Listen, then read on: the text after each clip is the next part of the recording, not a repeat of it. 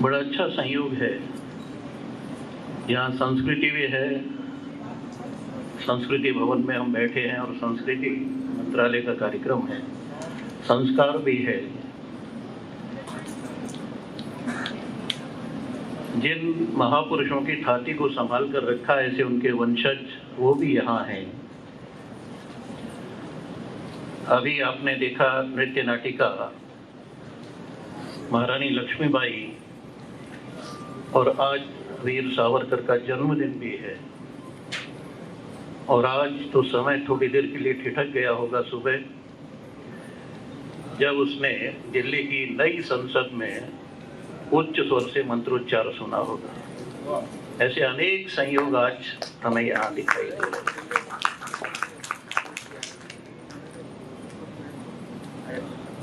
एक शब्द का प्रयोग सामान्यतः हम करते हैं जिनके बारे में नहीं पता, अनसंग हीरोज।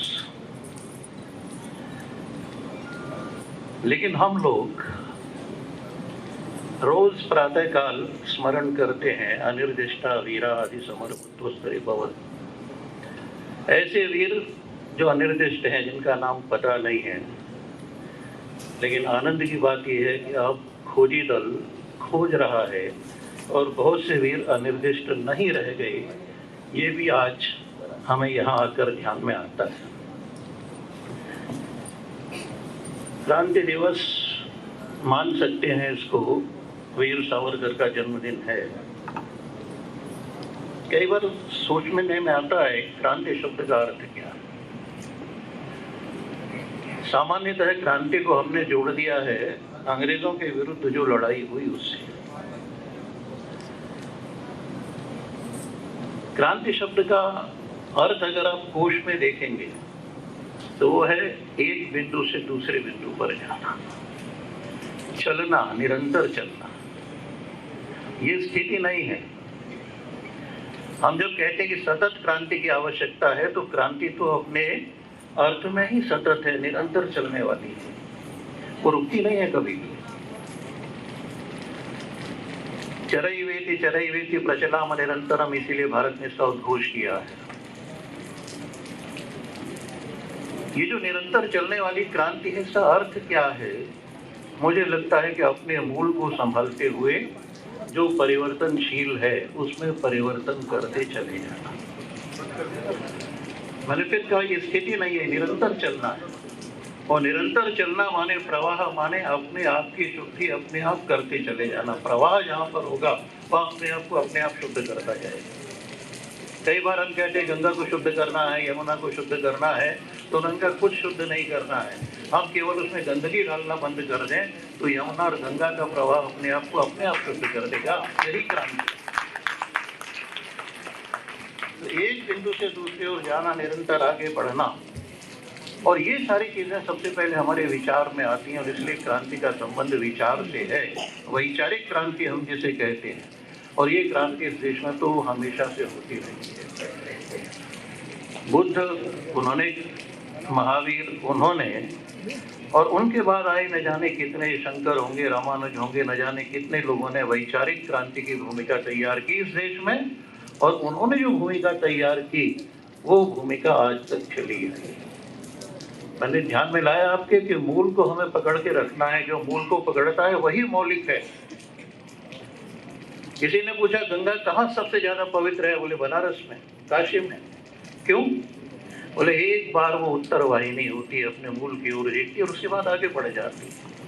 अपने मूल को देखना ही मौलिक रहना है। और उस ज्ञान से, जो ज्ञान हमें परंपरा से मिला है, जो हमारा मूल है, उससे छिटके बिना, इधर उधर हुए बिना, विचलित हुए बिना हम निरंतर आगे बढ़ते रहें। जो नया नया है उसे स्वीकार करते रहें। अगर ऐसा होगा तो वास्तव में हम क्रांति शब्द को ठीक प्रकार से समझ पाएंगे। एक हमारे यहाँ परंपरा चली प्रस्थान त्रयी, ब्रह्मसूत्र है, उपनिषद है और गीता है, 3 पर भाष्य लिखे जाते थे। और हम जानते हैं कि ये भाष्य केवल शंकर ने नहीं लिखे, रामानुज ने नहीं लिखे, उनके बहुत बाद और आज तक गांधी और तिलक तक ये परंपरा चली आई, विनोबा तक ये परंपरा चली आई। ये जो हमारे संघर्ष है निरंतर, प्राचीन काल में हो, मध्य काल में हो या आधुनिक काल में हो, उन्हीं विचारों से प्रेरित होकर के हुई है, क्योंकि वो क्रांतिकारी विचार हैं अपने आप में, जो हमें निरंतर निरंतर मार्गदर्शन करने के लिए हमेशा समर्थ होते हैं। और इसीलिए आप देखेंगे तब भी जो कुछ शंकर ने किया अपने समय, जिस प्रकार की स्थिति थी, चाणक्य ने किया, अभी उसको बहुत विस्तार देने का तो समय नहीं है।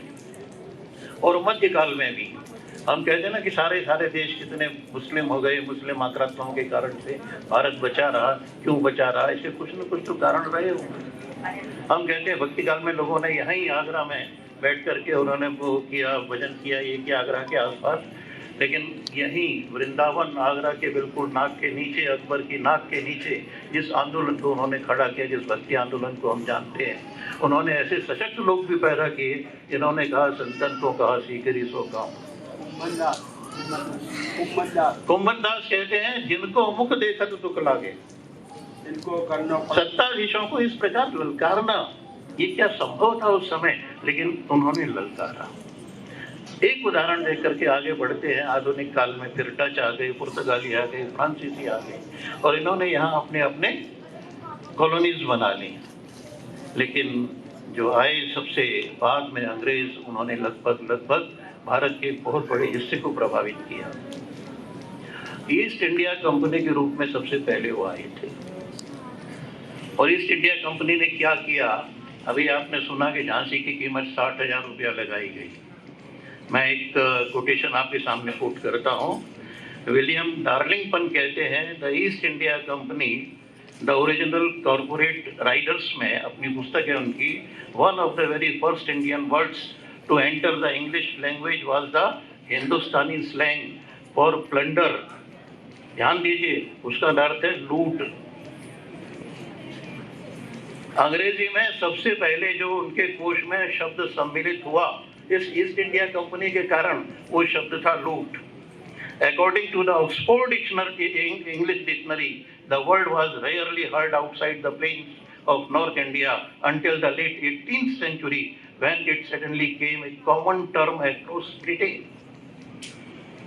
यहाँ से वो लूट का माल जाता था। वो जो कहते हैं ना कि गंगा का पानी टेम्स में जाके निचोड़ दिया जाता था, और ये हिंदी का शब्द सबसे पहले उस इंग्लिश की डिक्शनरी में आया, और संपूर्ण ब्रिटेन में, जो केवल उत्तर भारत का शब्द था, वो सारे ब्रिटेन में वो फैल गया, उसका प्रचार हो गया। लोग कहते हैं कि ईस्ट इंडिया कंपनी थी, उस पर अंग्रेजी शासन का तो कोई वो प्रभाव नहीं, प्रभाव था। अभी आपने जो देखा होगा बहुत ध्यान से नाटक को, तो उसमें भी बहुत सारी बातें आपके ध्यान में आई होंगी। एक और विद्वान है क्रिस होल्ट, उनका एक और उदाहरण देता हूँ। द ईस्ट इंडिया कंपनी, देखिए अंग्रेज लोग खुद स्वीकार कर रहे हैं, आपको बताने की जरूरत नहीं है। The East India company would have a tradition of smuggling. पहले स्मगलर वही थे। व्यापार करने के लिए तो हमारे पूर्वज ने जाने कहाँ कहाँ अरब कंट्रीज और कहाँ कहाँ गए, पुरानी बात। और तब से लेकर के अभी 16वीं 17वीं शताब्दी तक ये क्रम निरंतर चलता रहा था। जिस सिल्क रूट पर आज चीन बना रहा है सड़क, इस रूट पर तो हमारे जाने व्यापारी कब कब गए। जिस समुद्र मार्ग से गए अरब, वो समुद्र मार्ग तो आज नहीं, बहुत पुराना है, लेकिन वो व्यापार करने गए थे। ईस्ट इंडिया कंपनी ने स्मगलिंग की, बहुत स्पष्ट लिखते हैं वो, tradition of smuggling, piracy, trafficking, all kinds of fraud. ये अंग्रेज चरित्र है जिसे आप कहते हैं ना कि सबसे ज्यादा वो सभ्य है। Privatising government functions, private military and looting, बहुत शब्द बार बार प्रयोग कर रहे हैं। All enabled by this first chapter. First chapter माने इंग्लैंड की जो शासन सत्ता थी उसकी हामी से, उनके अनुसार। तो ये कुल मिलाकर की स्थिति थी। उदाहरण मेरे पास और भी है, और आपको ध्यान होगा कि 60,000 की बात करते हैं। बंगाल का सूखा जिसमें 1 करोड़ जान गई थी, उसके बारे में भी क्रिस होल्ट ने बड़े विस्तार से लिखा है कि किस प्रकार चोरी की।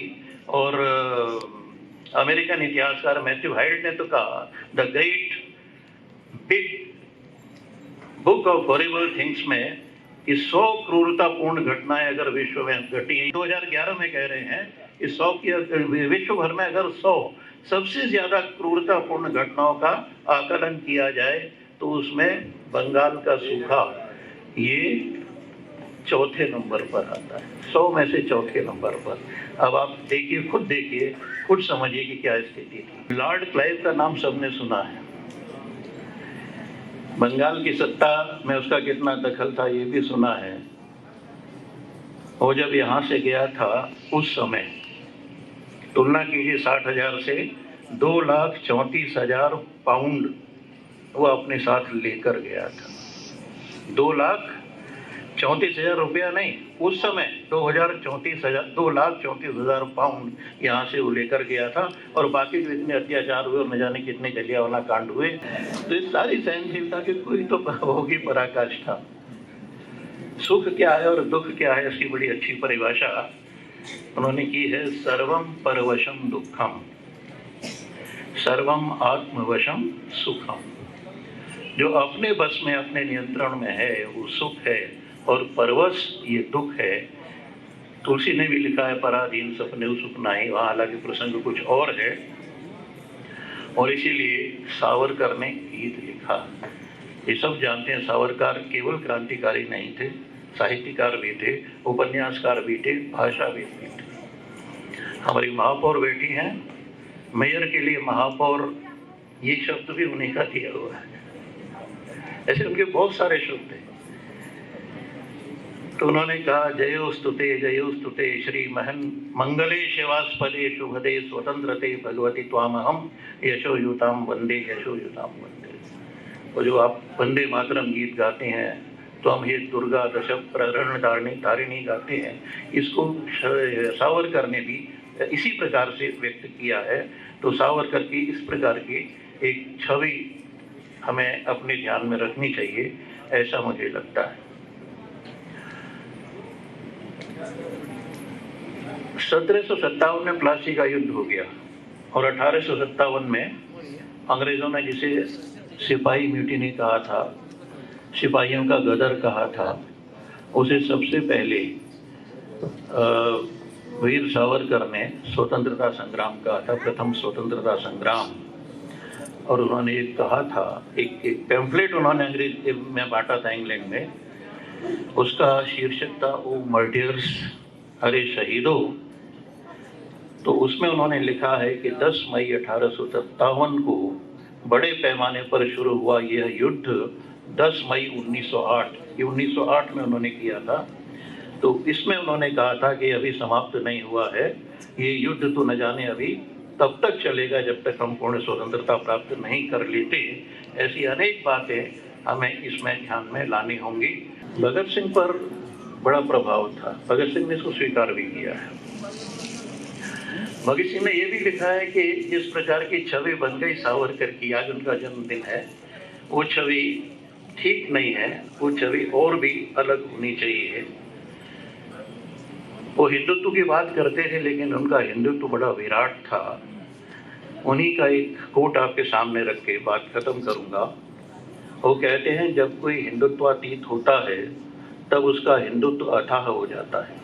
और भगवान शंकराचार्य की तरह वाराणसी मेदिनी कहकर समग्र भूमंडल में वह अपनी काशी का विस्तार देखने लगता है, अथवा तुकाराम के साथ वह गाने लगता है, ओ भाइयों आमुचा स्वदेश भुवनत्रया मध्यवास, मेरा स्वदेश समग्र पृथ्वी की चतुर्सीमा में व्याप्त है, वही मेरे देश की चतुर्सीमा है।